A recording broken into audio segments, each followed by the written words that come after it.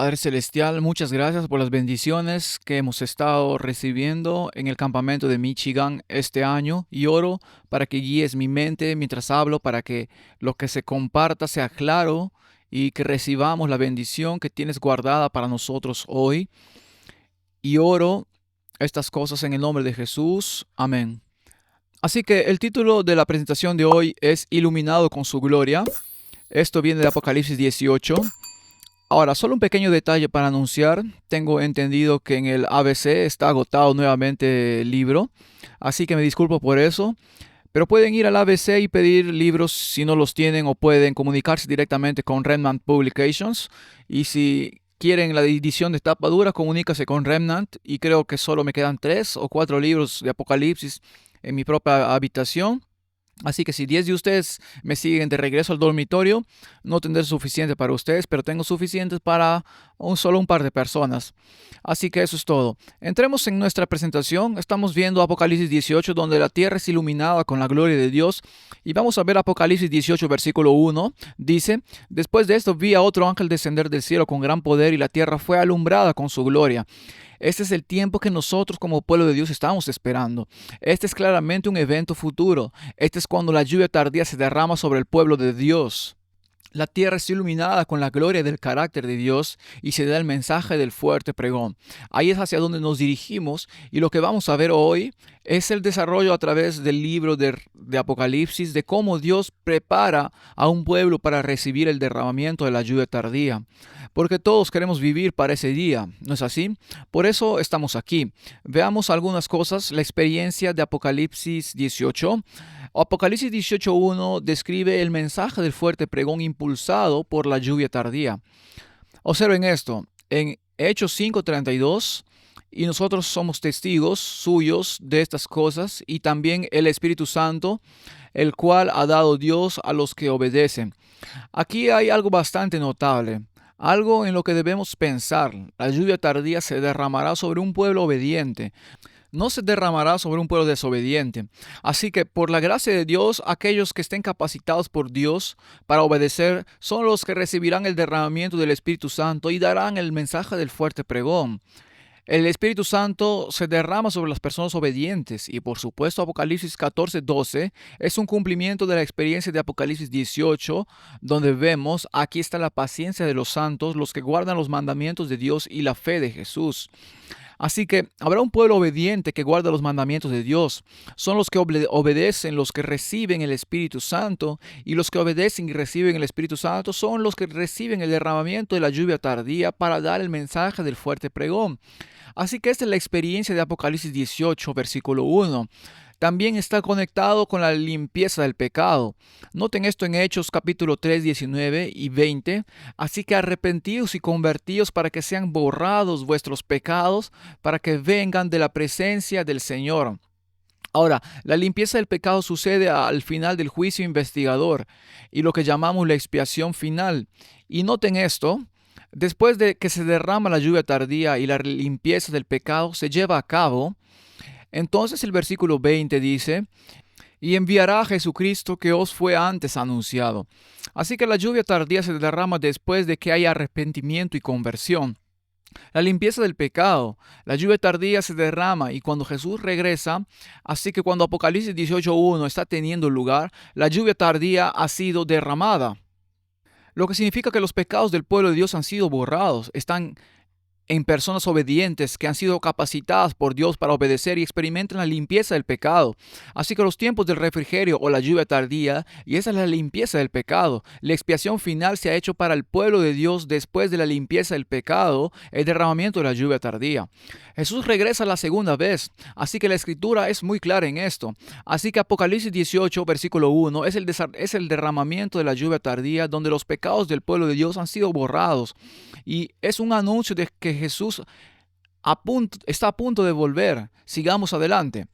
Ahora, también es una descripción del pueblo del nuevo pacto de Dios. Cristo, como el mediador del nuevo pacto, ha terminado su obra en el lugar santísimo. Noten lo que dice Hebreos 8, 10 al 12.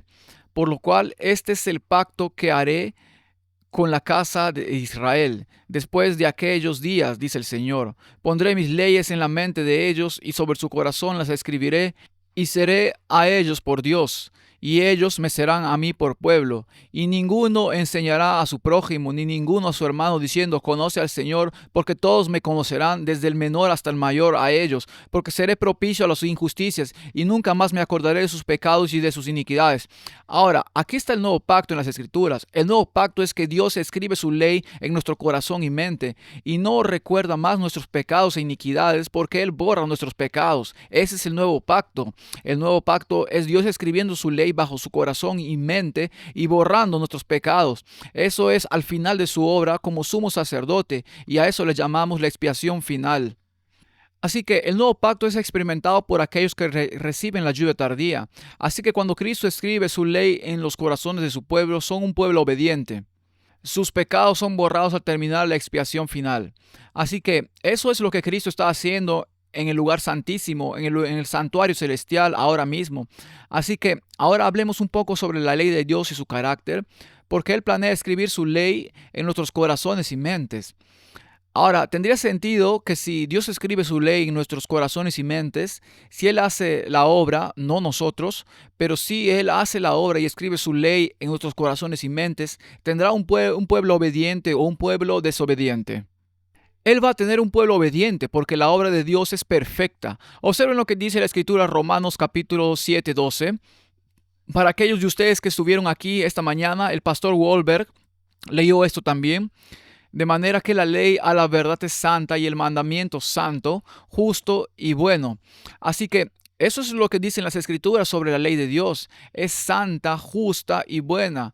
Así que la ley de Dios es santa, la ley de Dios es justa, la ley de Dios es buena.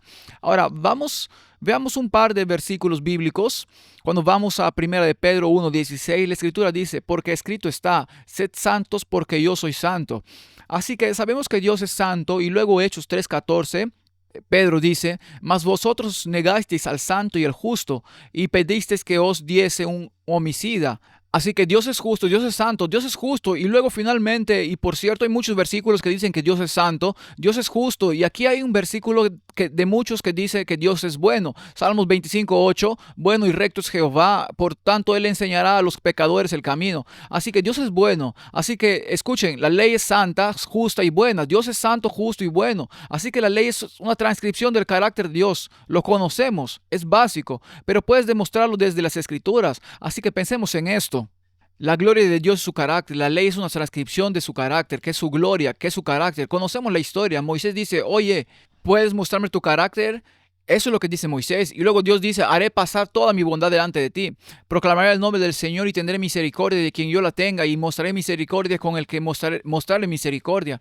Así que la gloria de Dios es su carácter. Su ley es una transcripción de su carácter y es un reflejo de la gloria de Dios. Así que cuando la tierra es iluminada con la gloria en Apocalipsis 18, es una demostración del carácter de Dios a través de un pueblo obediente que es santo, justo y bueno, a través de su carácter y gracia.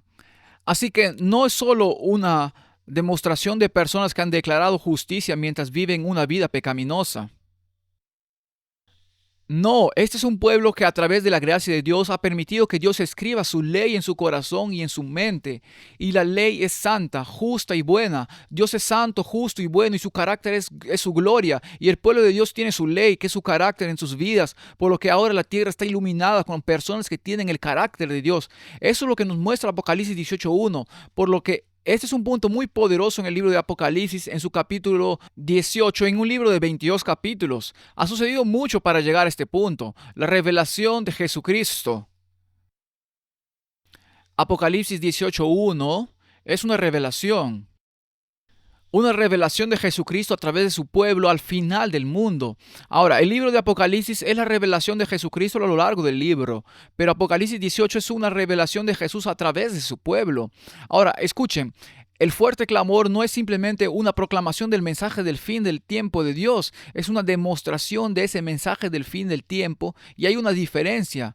Una cosa es escuchar la palabra hablada, y es muy importante escuchar el mensaje predicado claramente, pero es más importante ser una demostración de ese mensaje.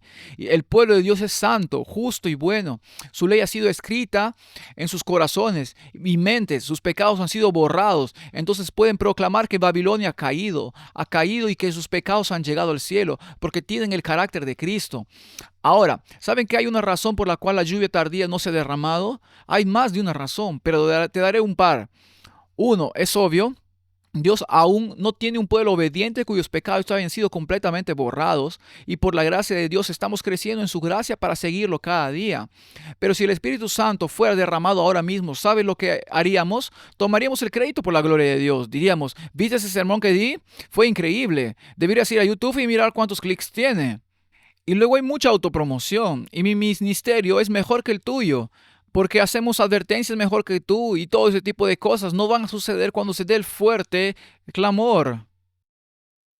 Va a ser un pueblo humilde que tiene el carácter de Dios, que no es orgulloso. Y mira lo que he hecho, porque ¿cómo puedes proclamar que Babilonia ha caído si tienes el orgullo de Babilonia? Como Nabucodonosor que dijo, no es esta la gran Babilonia que he construido. Entonces, el pueblo de Dios al final del mundo tendrá el carácter de Dios y serán personas humildes que tienen la humildad de Cristo. Así que esta es la revelación de Jesucristo. El pueblo de Dios puede proclamar que Babilonia ha caído, que sus pecados han llegado al cielo, porque sus pecados han sido borrados. Sigamos. Así que noten la declaración en cuanto a los pecados de Babilonia llegan al cielo. Hemos leído esto algunas veces, señal de los tiempos, 12 de junio de 1893. ¿Cuándo llegan sus pecados al cielo? Cuando la ley de Dios finalmente es anulada por la legislación. Así que aquí está esta cosa interesante. Cuando el fuerte pregón sale bajo el poder de la lluvia tardía, el pueblo de Dios tiene un mensaje que dar al mundo. Y este es el mensaje que están dando al mundo. Están diciendo, esta ley dominical que han visto, que se aprobó, es la evidencia de que los pecados de Babilonia han llegado al cielo. Salgan de ella, mi gente, salgan de las organizaciones y las iglesias que han aprobado la ley, que han anulado la ley de Dios, y vengan al pueblo del tiempo del fin de Dios, que guarda los mandamientos de Dios y se une al cuerpo denominado de Dios. Ese será el mensaje final de los tiempos, y podremos hacerlo con poder cuando tengamos el Espíritu de Dios en nuestras vidas. Y escuchen, amigos, no tienen que saber mucho sobre profecía como un adventista del séptimo día para saber que cuando se apruebe la ley dominical estaremos en el fin del mundo. Todos despertarán en ese punto, y es cuando los pecados de Babilonia llegan al cielo. Hablemos un poco más de esto. La madurez de la justicia y el pecado cuando se aprueba la ley dominical. Los pecados de Babilonia han llegado al cielo. La iniquidad de este mundo ha llegado a su límite. Se ha aprobado una ley que va en contra de la misma ley de Dios. Al mismo tiempo, la lluvia tardía se derrama sobre el pueblo de Dios que es obediente. La justicia de Dios se manifiesta plenamente y la tierra es iluminada con una demostración del carácter de Dios a través de su pueblo. Por lo tanto, lo que tenemos es que la cosecha de los justos y la cosecha de los malvados está completamente madura. Eso es lo que sucede cuando se lleva a cabo Apocalipsis 18. La tierra está iluminada con la gloria de Dios y el mensaje dice que Babilonia la Grande ha caído. Se ha convertido en morada de demonios, para que tengas la gloria de Dios iluminando la tierra, y Babilonia siendo una demostración de la morada de los demonios. Este es también el tiempo cuando el carácter de las vírgenes prudentes y las insensatas se revela en la iglesia, porque en esa parábola se da el clamor a la medianoche. He aquí el esposo viene, salid a recibirlo. Eso es lo que despierta a todos en la iglesia. El clamor de medianoche es análogo al fuerte clamor de Apocalipsis 18, porque cuando se apruebe la ley dominical y veamos que los pecados de Babilonia han llegado al cielo, todos en la iglesia estarán completamente despiertos. Ya no habrá más juegos de adivinanzas de cuándo Jesús vendrá. Ahora, sabemos que está a la puerta, despierta. Lo que estás haciendo ya no importa. Jesús está a la puerta. Se ha aprobado la ley dominical y luego se revelará el carácter de los sabios y los necios. Y son los sabios los que tienen el aceite extra en sus vasijas con sus lámparas. El aceite es el Espíritu Santo. Esa es la lluvia temprana. Ahora pueden recibir la lluvia tardía. Esos son los que reciben el derramamiento de la lluvia tardía. Así que cuando aprueben la ley dominical, hablamos de esto. Aquí está la cosa. El aceite, por supuesto, representa el Espíritu Santo, que es el fruto del Espíritu. Muchos de ustedes han plantado jardines. Tenemos un jardín en nuestro hogar y lo admito, mi esposa hace el 95% del trabajo en el jardín, pero yo me encargo de las bayas y ella del jardín. Pero si sabes algo sobre plantas, sabes que si una planta muere, puedes regarla todo lo que quieras y no volverá. Y cuando se derrame la lluvia tardía, los que tienen el aceite son los que tienen el fruto del Espíritu, que es amor, alegría, paz, paciencia, benignidad, bondad, fe, mansedumbre y templanza. A los que no tienen el aceite, les falta ese fruto. Cuando se derrama la lluvia tardía, no va a convertir una planta muerta en una planta completamente madura. Mágicamente esa planta necesita haberse desarrollado, como dice Marcos 4. La planta viene, primero la hierba, luego la espiga, luego el grano lleno en la espiga. Y cuando esa planta está lista para madurar, entonces viene la lluvia tardía y ahora puede dar fruto y luego la escritura dice inmediatamente, mete la hoz porque la cosecha ha llegado. Así que cuando llegas al final del mundo y se aprueba la ley dominical, la diferencia entre las vírgenes prudentes y las insensatas es que las prudentes tienen el carácter del fruto del Espíritu. Que no son los frutos del Espíritu si miras Gálatas 5, es el fruto del Espíritu. No es como una selección de buffet como tomaré algo de amor y paz, pero paso con la alegría o lo que sea. Y eso sucederá plenamente cuando se derrame la lluvia tardía.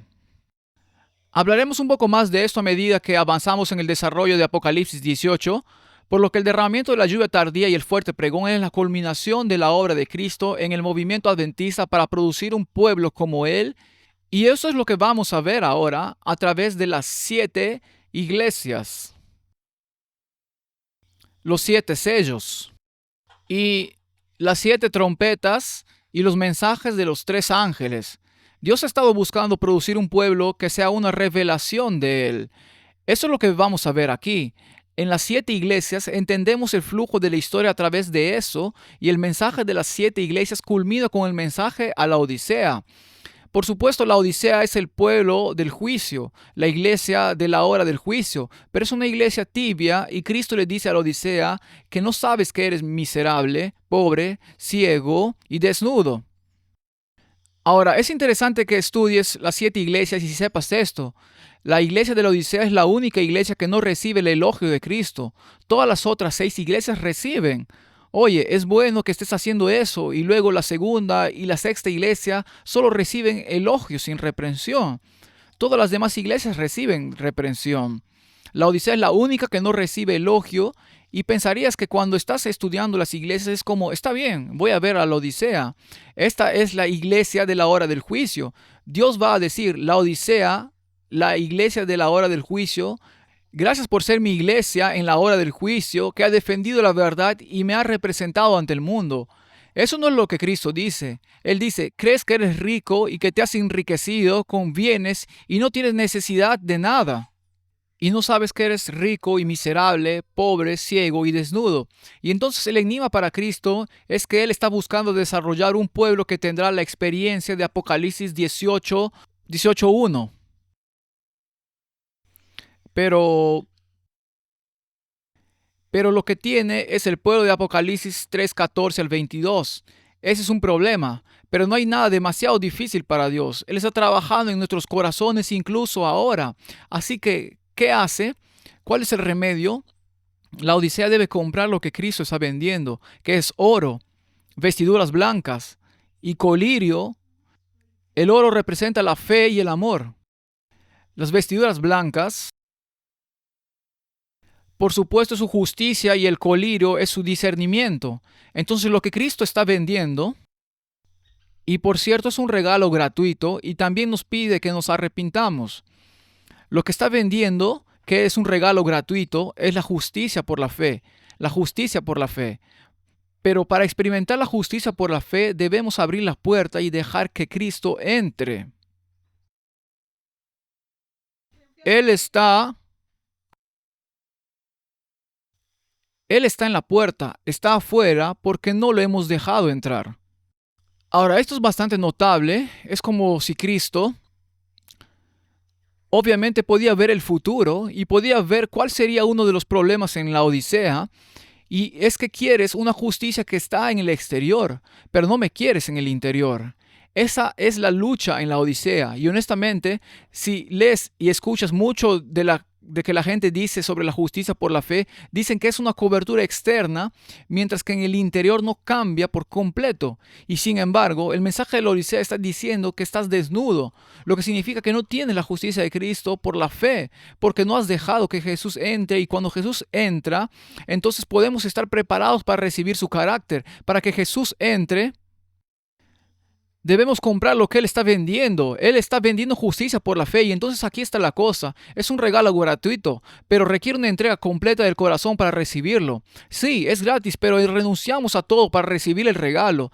Es como la perla de gran precio, la perla de gran precio. El hombre vendió todo cuanto se dio cuenta de cuál era el valor del regalo. Y eso es lo que Jesús nos ofrece. La Odisea se contenta con tener una forma externa de justicia. Ahora, podría ser fácil decir, oh sí, hay gente por ahí que simplemente enseña que puedes tener la justicia de Cristo mientras continúas viviendo una vida desobediente. Pero también puedes obtener esta experiencia al decir, Dios, te agradezco que venga a la iglesia y que conozca las profecías y que conozca el tiempo en el que vivimos, y sé que no estás realmente en mi corazón por completo, y sé que tengo una mala actitud hacia mucha gente, pero al menos pasarás por alto eso porque no puedo definir qué es la verdad. Esa es la tibieza de la Odisea. También, y ese es el problema cuando Cristo está llamando a la puerta, llamando a nuestros corazones. La justicia por la fe, la verdadera justicia por la fe, es la experiencia Cristo morando en el interior. Hay tantos versículos que describen esto en Efesios 3:17, para que habite Cristo por la fe en vuestros corazones. Gálatas 2:20, con Cristo estoy juntamente crucificado, y ya no vivo yo, mas Cristo vive en mí. Y concluye diciendo, vivo por la fe del Hijo de Dios. Esa es la fe de Jesús. Y luego Colosenses 1:27 describe el misterio de Dios, que es Cristo en vosotros, la esperanza de gloria. Hay varios pasajes de las Escrituras que hablan sobre el poder de Cristo que mora en nosotros. Eso es justicia por la fe. Apocalipsis 3:21, Cristo dice, al que venciere le daré que se siente conmigo en mi trono, así como yo he vencido y me he sentado con mi Padre en su trono. Cuando abrimos la puerta a Cristo a través de la rendición total, Él entra y vive su vida a través de nosotros para que venzamos como Él venció. Primera de Juan 5:4 dice, porque todo lo que es nacido de Dios vence al mundo, y esta es la victoria que ha vencido al mundo, nuestra fe. Vencer es por la fe. Elena de White dice en El deseado de todas las gentes, página 756, cuando Jesús estaba colgado en la cruz, dijo, por la fe Cristo fue vencedor. No podía ver a través de los portales de la tumba, y por la fe descansó en la promesa de lo que el Padre le había dicho antes, de lo que sintió en la cruz. Y así por la fe Jesús venció, y nosotros vencimos como Él lo hizo a través de la misma fe que Él tuvo por el poder de Cristo morando en nosotros. Esta es la fe de Jesús. Esta es la fe que la Odisea necesita tan desesperadamente. Ahora, ¿cómo se obtiene este tipo de fe? Jesús dice, te aconsejo que compres oro refinado en fuego. ¿Qué es oro refinado en fuego? Son pruebas en la vida, y esto es una prueba, por definición. Es difícil. Quiero decir, si lo peor que te puede suceder es perder un vuelo en el aeropuerto, eso es, lo siento, esa es una prueba temprana para la prueba más grande que nos preparará para los desafíos que pondrán a prueba nuestra fe para pasar por la crisis final. Ahora, aquí hay una declaración relacionada con el mensaje a la Odisea, Testimonios volumen 1, página 187. Observa cómo se relaciona esto con la Odisea. Apocalipsis 18:1, los que resisten en cada punto, que soportan cada prueba y vencen a cualquier precio que sea, han escuchado el consejo del testigo fiel y recibirán la lluvia tardía y estarán preparados para la traslación. Así que aquí hay algo solo para que pienses. Si quieres un manual de instrucciones sobre cómo estar preparado para la traslación, lee Apocalipsis 3:14 al 22 y evita la tentación de aplicarlo a todos los demás en la iglesia que piensas que eres mejor. Aplícalo a ti mismo y date cuenta de que sabes que puede haber otras personas en la iglesia que tengan problemas, pero necesito esto y ese es el terreno apropiado. El manual de instrucciones para la traslación y aquellos que prestan atención al consejo del testigo fiel recibirán la lluvia tardía, que es la experiencia de Apocalipsis 18. Así que, como ves, Jesús está tratando de llevarnos de la experiencia de ser tibios a tener la experiencia del derramamiento de la lluvia tardía. Ahora, esas son las 7 iglesias. Así que vemos que comenzamos en las 7 iglesias de Cristo.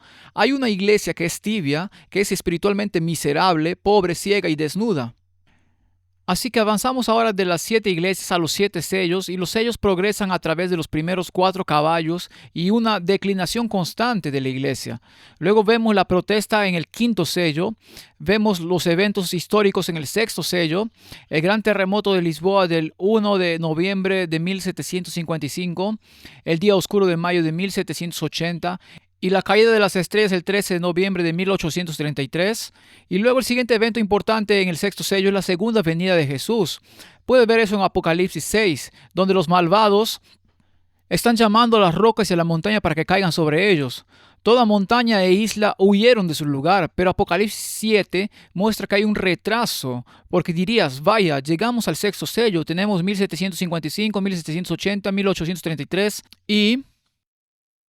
Luego hay una imagen de la segunda venida. Vamos a ver a Jesús en las nubes poco después de 1833. Y sabemos por nuestro estudio del resto de Daniel y Apocalipsis que el juicio comienza en 1844, 11 años después de la caída de las estrellas.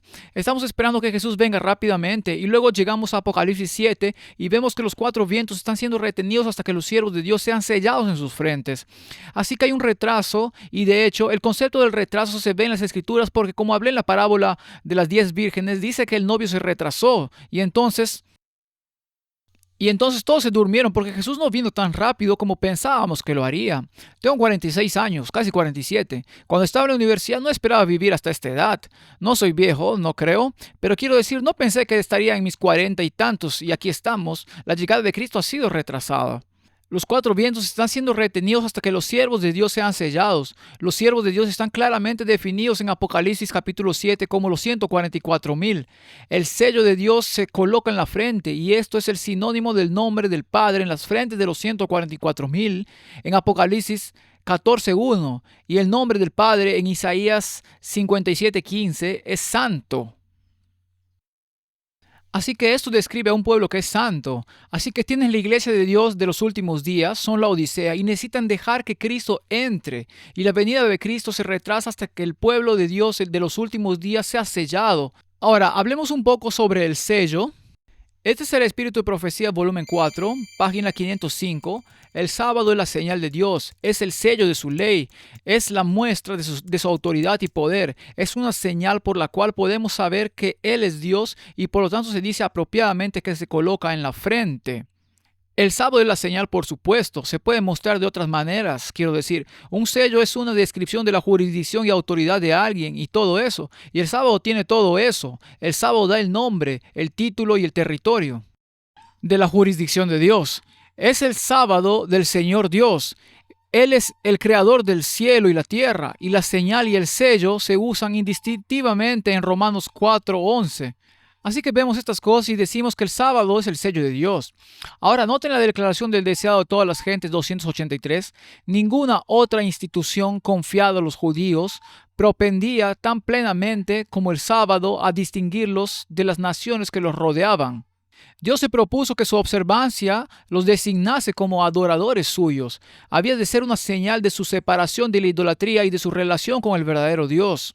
Pero a fin de santificar el sábado, los hombres mismos deben ser santos por la fe. Deben llegar a ser partícipes de la justicia de Cristo.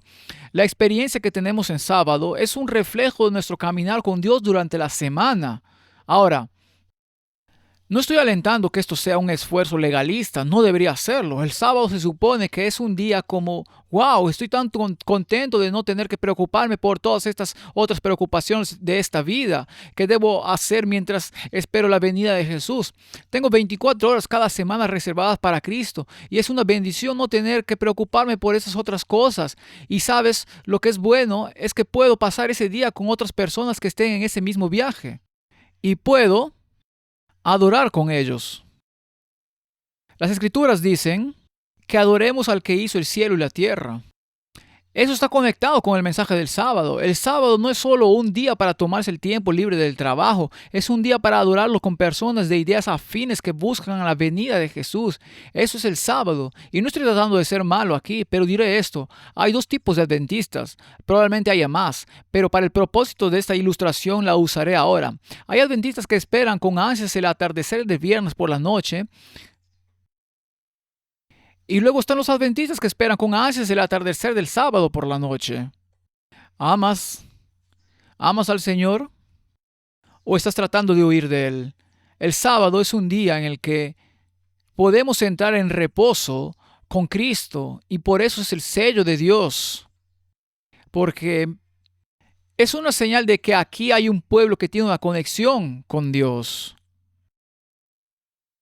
Que sigue al Señor todos los días de la semana. Y luego hay un día en el que no tienen nada más en este mundo que se interpondrá en su tiempo con Cristo. Es un día santo. Ahora, aquí hay otra declaración sobre el sello de Dios, Maranata, página 200.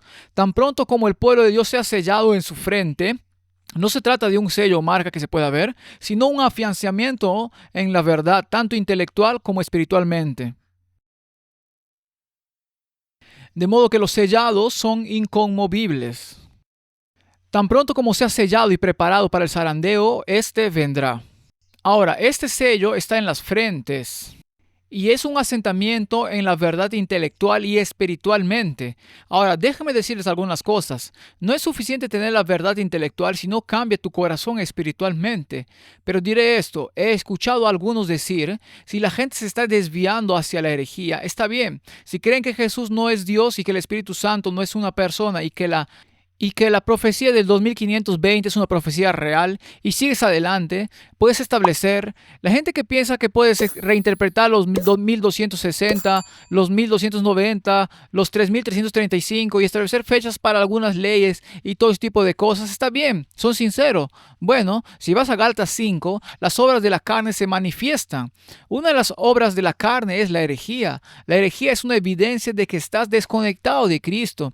Y estás corriendo persiguiendo teorías que crees que de alguna manera te salvarán en lugar de seguir un claro así dice el Señor.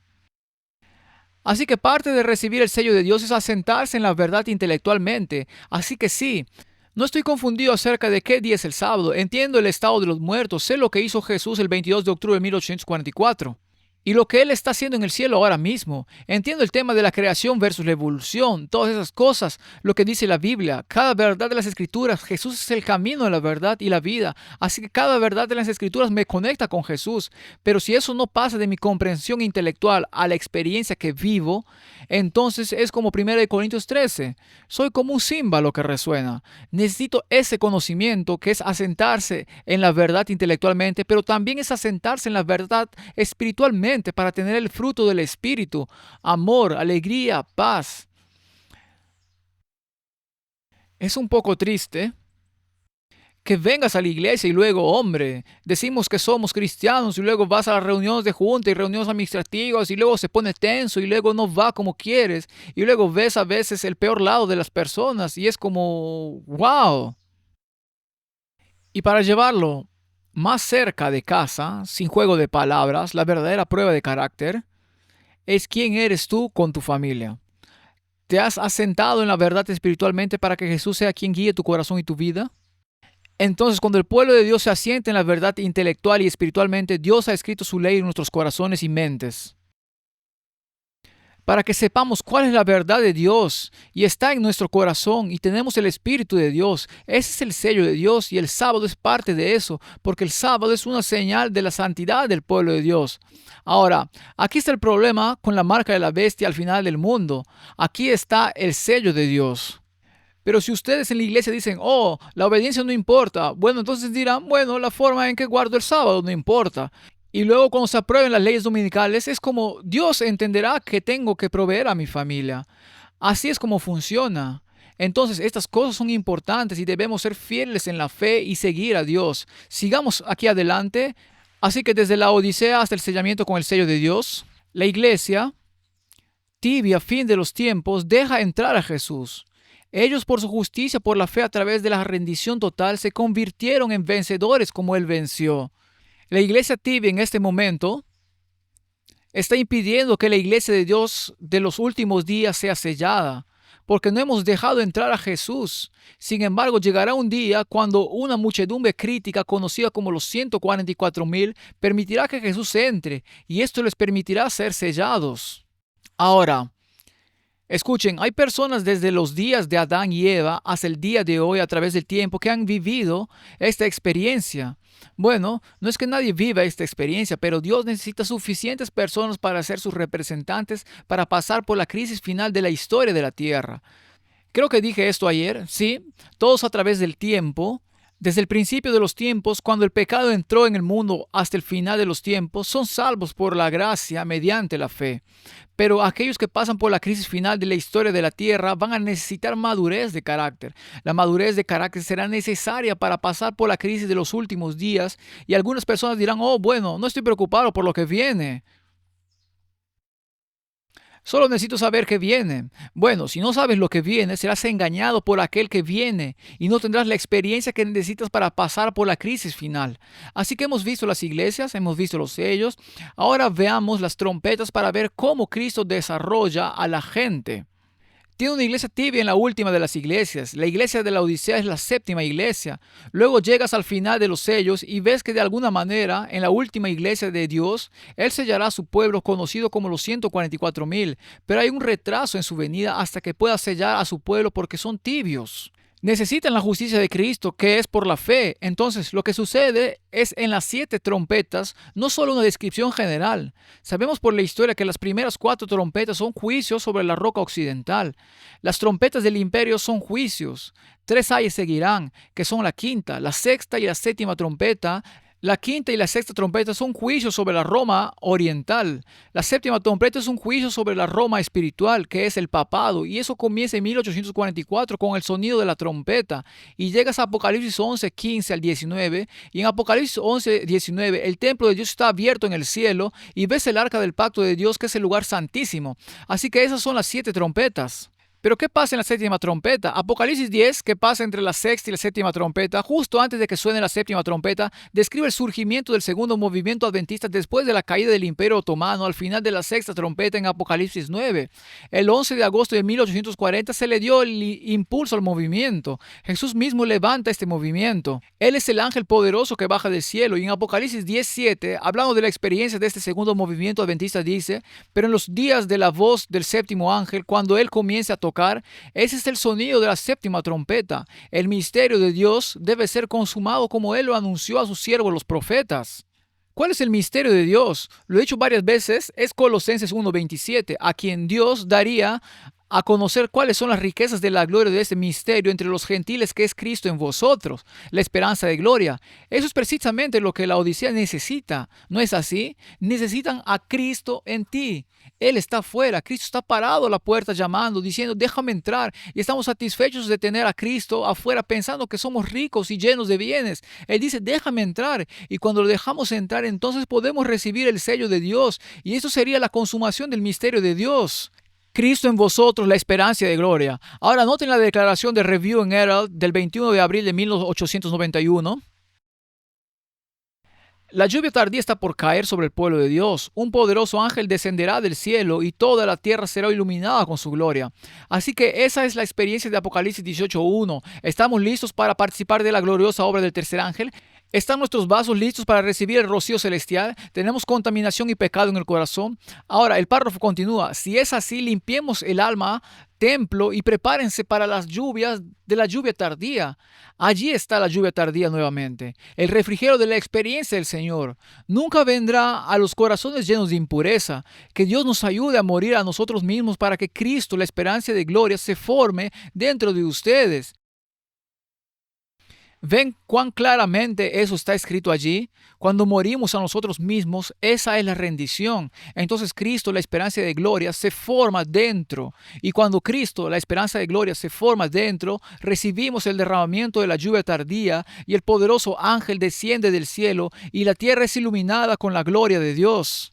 Entonces hay esta conexión clara entre las iglesias, los sellos y las trompetas. Las iglesias tienen una iglesia al final que es tibia y necesita que Cristo entre, y en los sellos, cuando Cristo venga, serán sellados, y cuando Cristo venga en las trompetas, el ministerio de Dios será consumado, porque el pueblo de Dios ha muerto a sí mismo. Y ahora Apocalipsis 18 puede tener lugar. Ahora aquí hay un resumen de los primeros 11 capítulos de Apocalipsis, las 7 iglesias, el pueblo de Dios al final de los tiempos es tibio. Son desventurados, miserables, pobres, ciegos y desnudos. Necesitan arrepentirse y dejar que Cristo entre.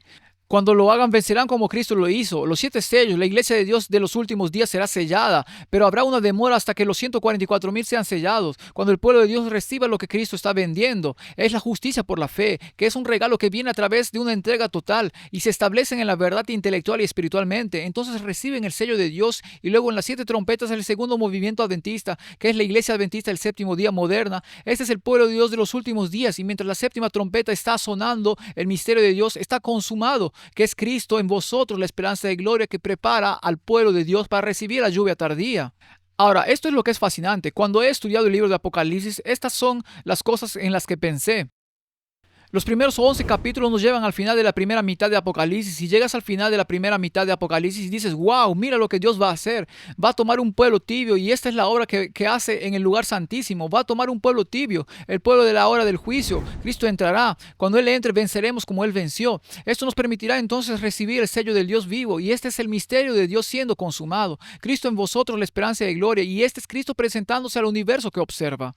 Así es como produciré una revelación de mí mismo en el libro de Apocalipsis, y dices, wow, mira lo que Dios está haciendo. Por eso vemos la pelea en Apocalipsis 12, porque Satanás dice, oh, ¿crees que vas a hacer eso? Solo espera que vaya tras esa gente. Dices que vas a producir un pueblo, que es una revelación tuya, que el misterio de Dios está consumado, que vencerán como tú venciste, que recibirán el sello de Dios, que se asentarán en la verdad intelectual y espiritualmente. Satanás dice, ¿quieres apostar?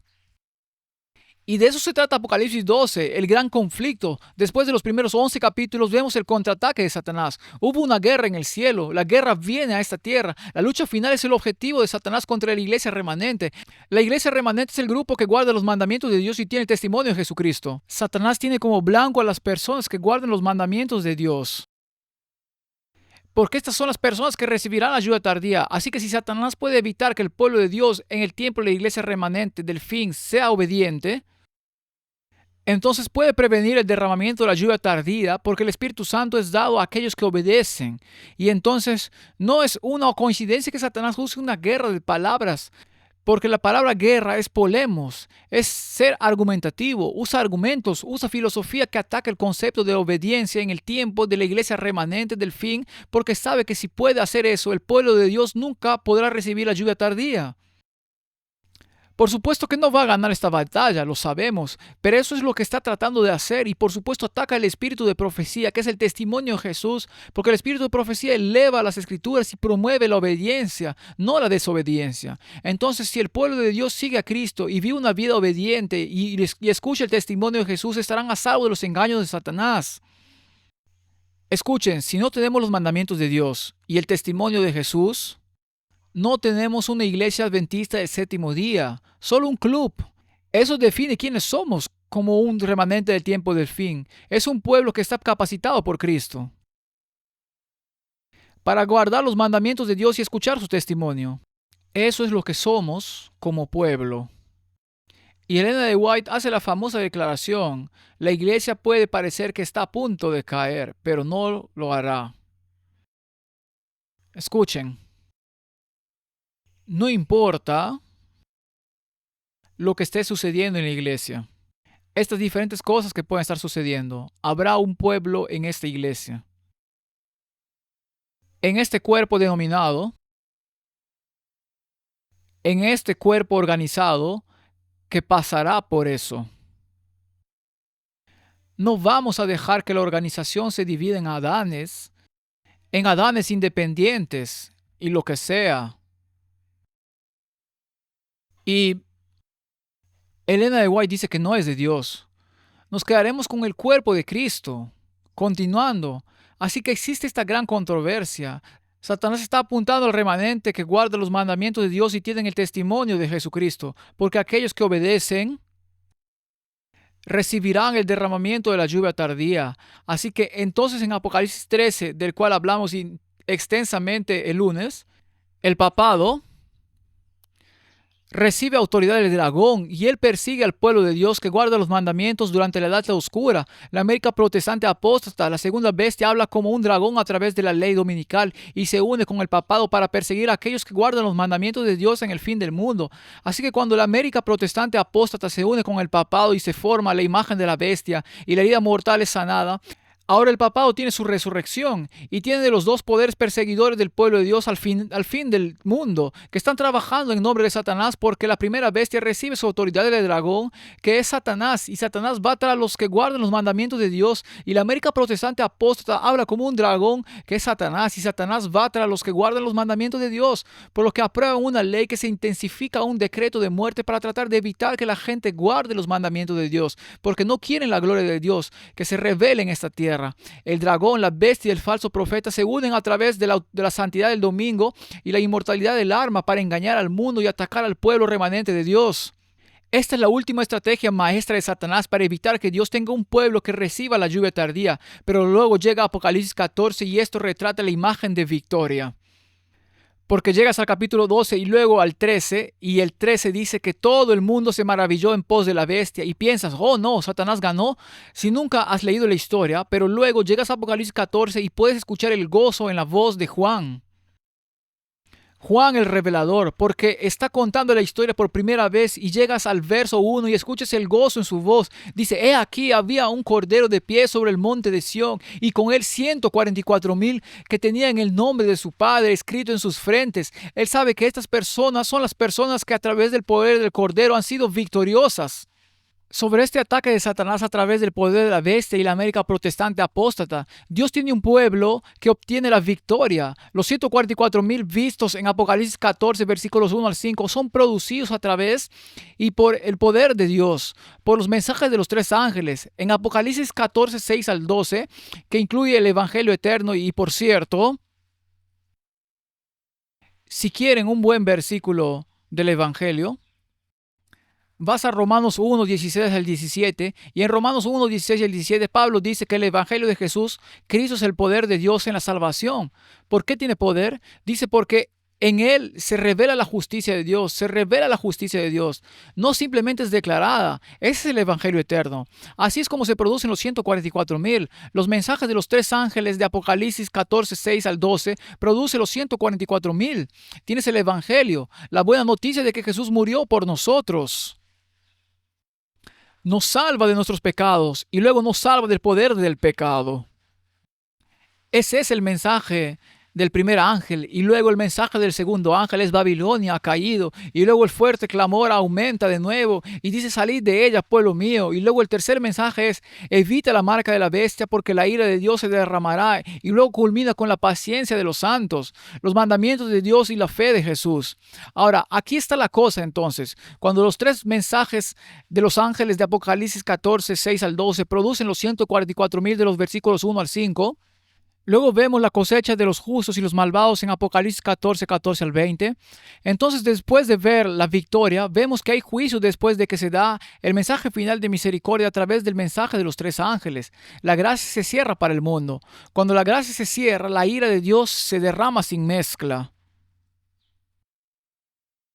No hay dilución en este castigo. En las 7 últimas plagas, y cuando las plagas se están derramando, los malvados no se arrepienten para darle la gloria a Dios. Y luego de esto hablamos a principios de esta semana, los laodicenses que no recibieron la justicia de Cristo son expuestos como espiritualmente desnudos en la 6ª plaga. Jesús dice, he aquí yo vengo como ladrón. Bienaventurado el que se lava y guarda sus vestiduras para que no ande desnudo y vea su vergüenza. Dije esto antes, pero no hay nada peor que profesar ser el pueblo de Dios siguiéndolo. Pero entonces cuando las plagas están cayendo, ellos dicen, ¿por qué tú también estás recibiendo las plagas?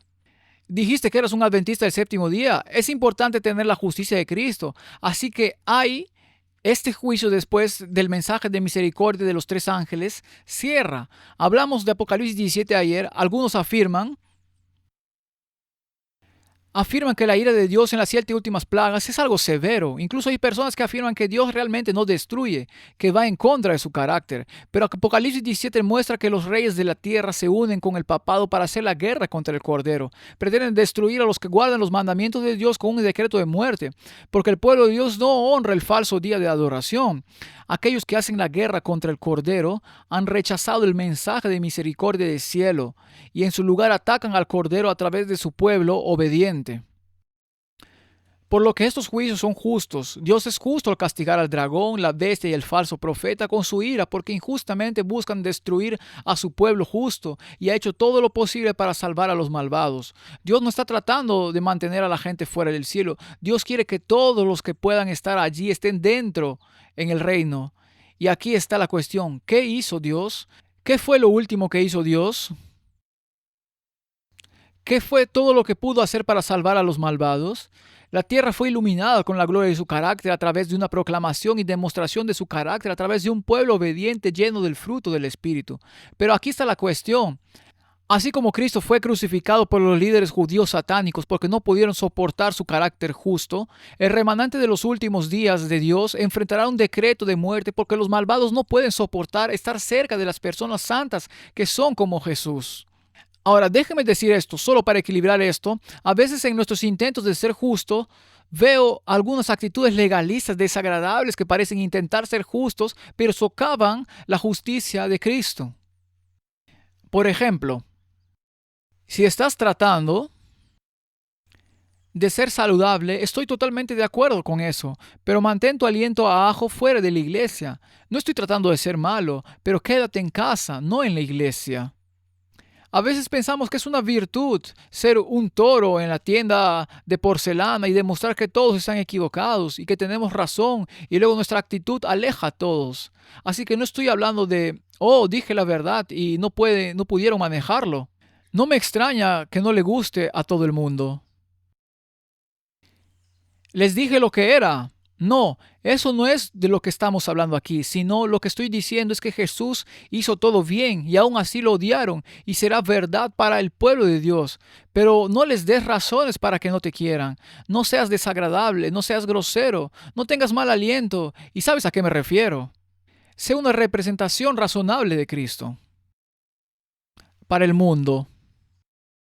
Porque si tu aliento huele tan mal, lamento golpear esto tan fuerte, pero es algo que tengo que decir. Si tu aliento huele tan mal, no querrán escuchar lo que dices sobre el adventismo. Lo siento. ¿Está bien? Volvamos a Apocalipsis 18:1. Después de esto vi a otro ángel descender del cielo con gran poder y la tierra fue alumbrada con su gloria.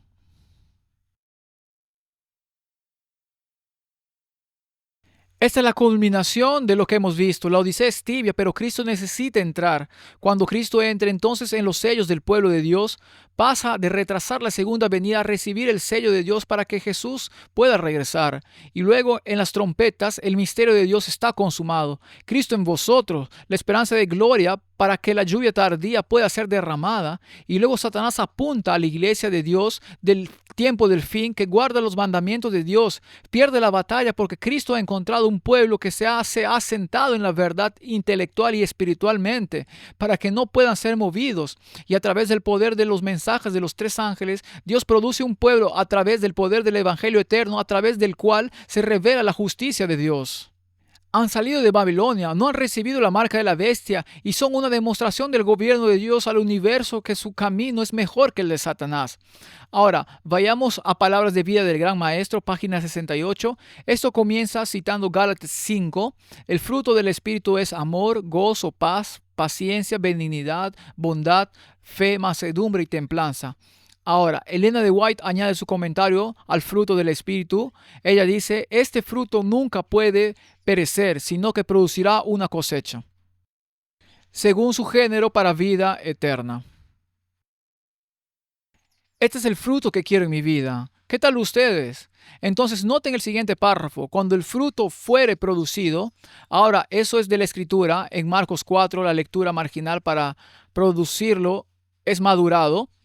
Cuando el fruto es madurado, luego se mete la hoz porque la siega es llegada. ¿Cuál es el fruto? El fruto del Espíritu. Cristo espera con un deseo anhelante la manifestación de sí mismo en su iglesia. ¿Cuál es la manifestación de Cristo en la iglesia? El fruto del Espíritu: amor, gozo, paz, paciencia, benignidad, bondad, fe, mansedumbre y templanza. Luego dice, cuando el carácter de Cristo sea perfectamente reproducido en su pueblo, entonces vendrá Él para reclamarlos como suyos. Ahora, hay mucha gente que tiene problemas con esa declaración. Dirán, oh, nunca seré perfecto, nunca llegaré allí. Y estoy como que tomemos un tiempo fuera, retrocedamos y digamos, ¿de qué estamos hablando aquí? Estamos hablando del fruto del Espíritu. ¿Y no te gustaría tener el fruto del Espíritu en tu vida? Amor, gozo, paz, paciencia, benignidad, bondad, fe, mansedumbre, templanza. Quiero decir, ¿quién quiere estar en una iglesia o en un hogar donde en lugar de amor, alegría y paz hay odio, ira y discordia? Quiero decir, preferiría tener amor, alegría y paz y odio, ira y templanza cualquier día de la semana. Y eso es lo que Cristo busca en su iglesia. Y cuando es verdad, cuando más nos acercamos a Cristo, ahora aquí está la cosa. No vamos a ir por ahí diciendo, oye, hombre, he tenido una semana realmente buena. Deberías ver el amor, la alegría y la paz en mi vida en comparación con la tuya. Dios, te agradezco que sea así. No, eso no es así. Cuanto más nos acercamos a Cristo, más defectuosos pereceremos ante nuestros propios ojos. Veremos que, vaya, soy pecaminoso, necesito conectarme con la vid porque Él es la vid. Soy la rama y mi rama muerta necesita ser infundida con un poder de Cristo y luego comenzando cada día, cada mañana, porque sin Él no puedo hacer nada. Pero si me conecto con la vid, ahora soy infundido con el poder de Cristo y cuando Él hace el empoderamiento ahora, este concepto no suena tan aterrador, pero se convierte en un problema si comenzamos a juzgar a los demás y a decir,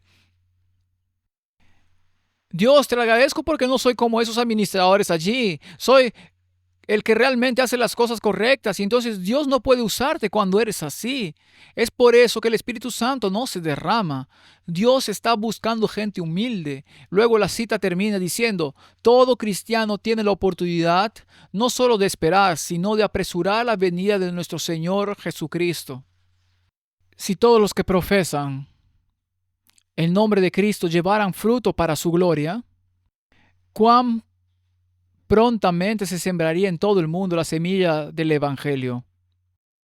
Rápidamente maduraría la gran cosecha final y Cristo vendría para recoger el precioso grano.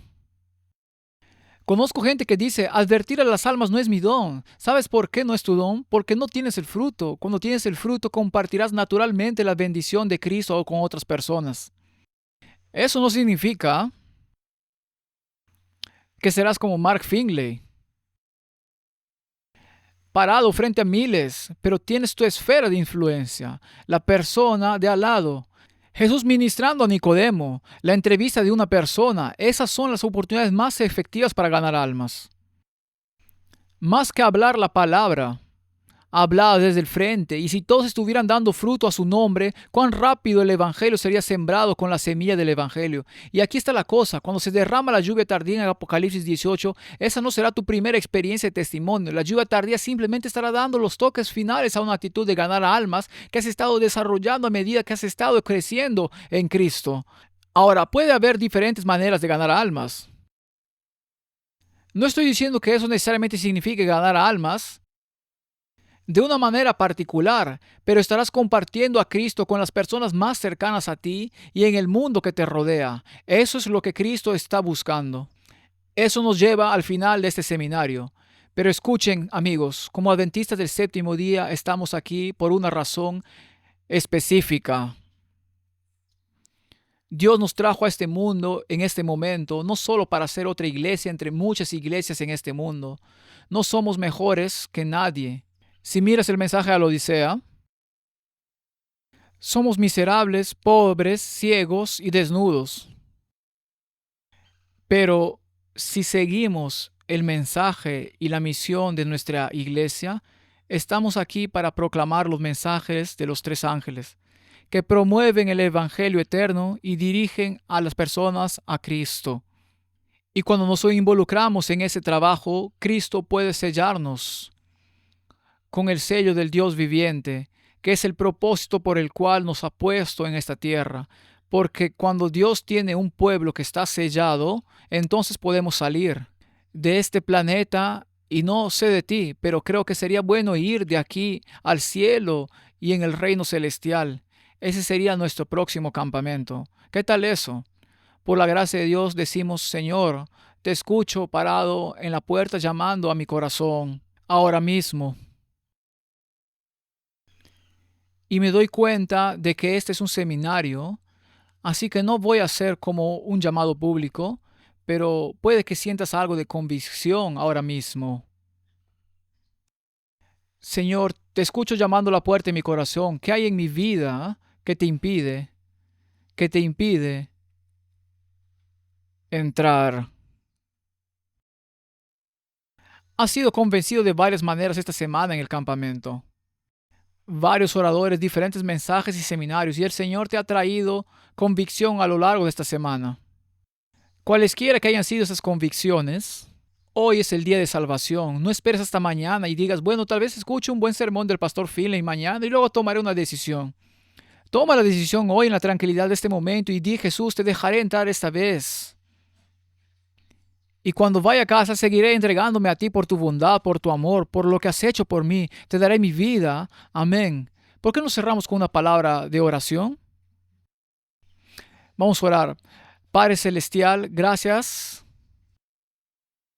porque has explicado tan claramente el plan de salvación y el mensaje y la misión para la iglesia remanente de los últimos tiempos.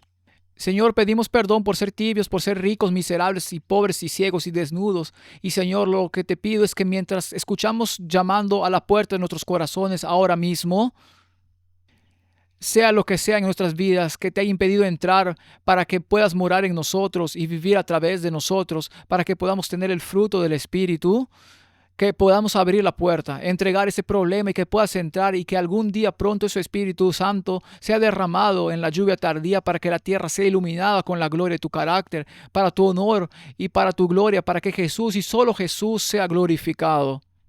Y algún día pronto podamos mirar las nubes y decir, he aquí, esto es nuestro Dios, lo hemos esperado y Él nos salvará. Esta es nuestra oración.